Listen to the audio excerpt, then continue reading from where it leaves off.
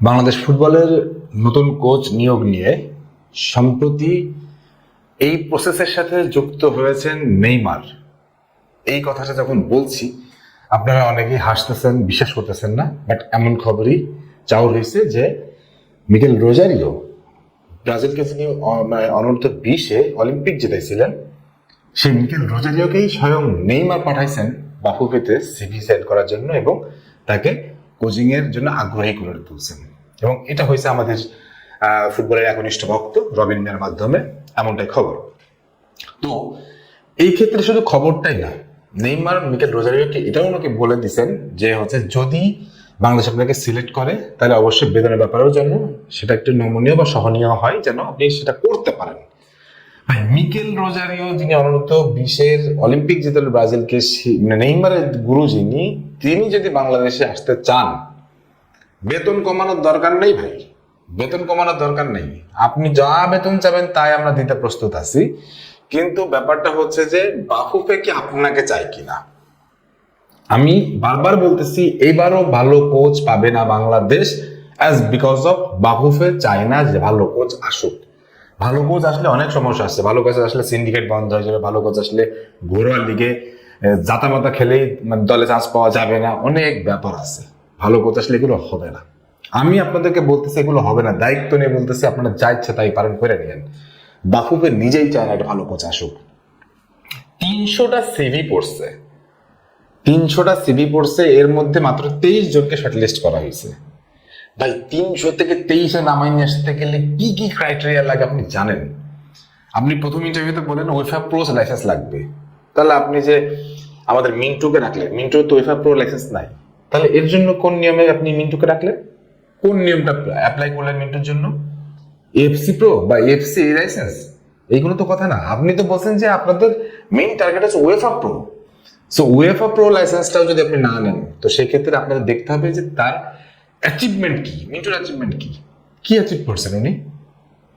আমরা দেশি কোচদেরকে নিরুৎসাহিত করতেছি না, সহকারী কোচ বানাই দেন না 4-5টা, সমস্যা নেই তো, কিন্তু হামজাদেরকে ম্যানেজ করতে গেলে ডেফিনেটলি এমন একটা ফিগার লাগবে, ফাদার ফিগার, তারপর হচ্ছে যাকে বলে মোটিভেটর, হ্যাঁ, এমন একজনকে লাগবে যাদেরকে আমাদের সত্যি সত্যি দরকার। সো বাফুফে ওই কাজটাকে আসলে করতে যাচ্ছে। প্রথমে ওয়েফা প্রো লাইসেন্সের এই যে যেই ইয়েটা ছিল, ওইটা নিয়ে তারা ঘেঁচা বাঁধে ফেলছে। দ্বিতীয়ত হচ্ছে যে তাদের বেতন কাঠামো, এইটা নিয়ে নিশ্চয় তারা, এখন আমরা যতটুকু জানি যে একটা সিভিতে এক্সপেক্টেড স্যালারি বা এক্সপেক্টেড রেঞ্জ এগুলো নিয়ে হয়তো আলাপ থাকে, সাধারণত একটা সিভি মানে তো এগুলো থাকবে। তো আপনি যখনই তাহলে ক্রাইটেরিয়া করছেন, তার মানে আপনার যেগুলো আপনার রেঞ্জের বাইরে সেগুলোকে আপনি ছুড়ে ফেলে দিচ্ছেন, সেগুলো আপনি কথা বলেন নাই। বাফুফেকে আমি এটুকু বলতে চাই যে আপনি ছুড়ে ফেলে দেওয়ার কি, আপনি ফুটবল নিয়ন্ত্রণ করেন তো ঠিক আছে, কিন্তু জনগণ এবার চাচ্ছে ভালো কোচ। এবং আমরা কত জায়গায় বলছি যে আপনি ফান্ড রেজ করেন, আপনি ফান্ড রেজ করেন। এনসিপি ভোটের জন্য ফান্ড রেজ করছে না, 33 লাখ টাকা করে, 30 লাখ টাকা একজন পাইছে না। আমরা কোটি কোটি জনতা আছে যারা কিনা আমরা পুরো যত বছর থাকবে সম্পূর্ণ বেতনটা একবার দিয়ে দিব, বাফুফের 1 টাকা খরচ হবে না। আপনি একবার বলেন, আপনি একবার ফান্ড রেজ করেন, ক্রাউড ফান্ডিং করেন না, দেখি আপনি কত পারেন। আপনি সেটাও করবেন না, আপনি আমাদেরকে জানাবেন না যে কোন ক্রাইটেরিয়ার উপরে নির্ভর করে আপনারা কোচকে নিচ্ছেন বা বাদ দিচ্ছেন, সেটা আমরা জানবো না। আমাদের নতুন যে কোচ আসবে সে কোন ক্রাইটেরিয়ায় আসলো সেটাও আমাদের জানতে হবে, আবার কোনগুলোকে বাদ দিচ্ছেন, কোন ক্রাইটেরিয়া বাদ দিচ্ছেন সেটাও আমাদের জানতে হবে। কারণ আমরা এখন ফুটবলকে ভালোবাসি, ফুটবলকে আমরা উন্নত করতে দেখতে চাই।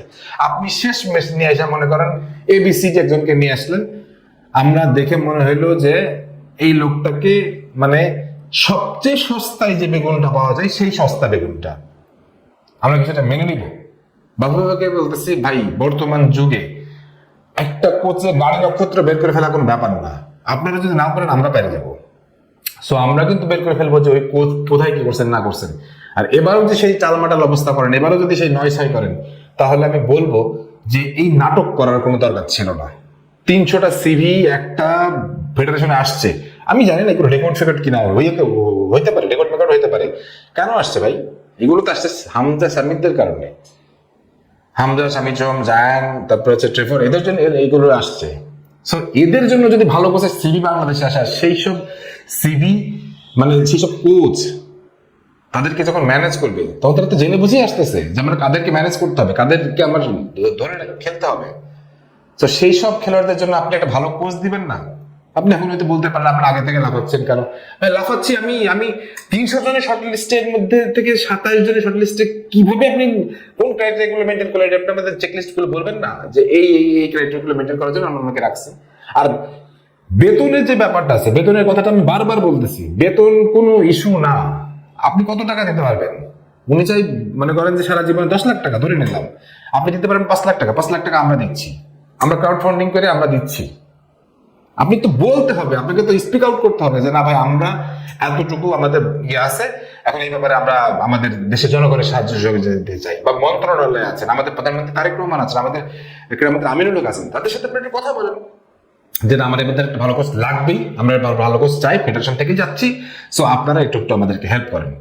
কিন্তু আপনারা তো চান না, কারণ আপনারা জানেন যে ভালো কোচ আসলে আমাদের সিন্ডিকেট বাণিজ্য বন্ধ হয়ে যাবে, ঘরোয়া লিগের মান উন্নত করতে হবে, এটা করতে হবে, ওটা করতে হবে। এগুলো আপনারা চান না, আপনারা চান ছোট হয়ে থাকবো এবং সাহায্য সহযোগিতা একটু বেশি বেশি পাবো, এগুলো দিয়ে একটু ফুর্তি ফার্তা করবো, সিম্পল। তো এই যদি ব্যাপারটা হয়ে থাকে তাহলে আমি বলবো বাংলাদেশ ফুটবল এবার ভালো কোচ পাচ্ছে না। দর্শক যারা দেখছেন, আমি আপনাদেরকে এটুকু বলতে পারি 300 জনের লিস্ট থেকে 27 জনের যে শর্ট লিস্টটা চলে আসলো, এটা কোথা থেকে আসলো, কিভাবে আসলো, ক্রাইটেরিয়া গুলো কি, এইগুলো কি জানা দরকার ছিল না আমাদের? জানার দরকার ছিল না আমাদেরকে? কারণ টিটু ফিটু যা বলতেছে আমরা সেটা বিশ্বাস করবো? মিন্টুর মতো লোককে যদি আপনি প্যানেলে রেখে দেন, আপনি কি হিসাবে রাখতেছেন সেটা পরের হিসাব, যদি আপনি প্যানেলে রেখে দেন তাহলে আমার বোঝার সারা যে কোচিং প্যানেলে কে কে আসতে পারেন, কারা কারা আসতে পারেন। বাট ওই যে বললাম মিকেল রোজারিও, যিনি কিনা তার স্যালারি পর্যন্ত ডিডাক্ট করতে চাইছেন বিকজ অফ নেইমার বাংলাদেশের জন্য মানে হেল্প পাঠাইছে, সেই জায়গাটাই যদি আমরা ধরতে না পারি তাহলে বলবো যে এরকম বাফুফের মুখে আমরা লাথি মারি, কারণ যেই ফুটবলকে বাঁচানোর জন্য আমরা আজকে এতদিন কথা বলতেছি, এতবার কথা বলতেছি, সেটা আপনারা এই সুযোগটা হেলায় হারাই দিবেন, এটা তো হইতে পারে না। আর আমি বাংলাদেশের ফুটবল প্রেমীদেরকে, জনগণকে বলবো অন্তত ফুটবল নিয়ে কোচিং এবার বদল নিয়ে এবার কোনো ছাড় দেন না, আল্লাহর ওয়াস্তে ছাড় দেন না। এই দলটাকে যদি আমরা 2030 বিশ্বকাপে দেখতে চাই, এবার ছাড় দেন না। আপনারা কথা বলেন, আপনারা কমেন্টস করেন, আপনারা লিখেন, শেয়ার করেন, আপনারা যে কোনো ভিডিওতে যেই বানান তার ভিডিওতে কমেন্টস করেন, লিখেন, শেয়ার করেন। কারণ এগুলো আমাদেরকে সবাইকে জানাতে হবে যে বাংলাদেশ ফুটবল নিয়ে এখন আর কোনো ধানাই ফানাই চলবে না। আর যদি ধানাই ফানাই করেন তাহলে চুদলিং পাউন্ড করতে আমাদেরও বেশি টাইম লাগবে না। সবাই ভালো থাকেন, সুস্থ থাকেন, আল্লাহ হাফেজ।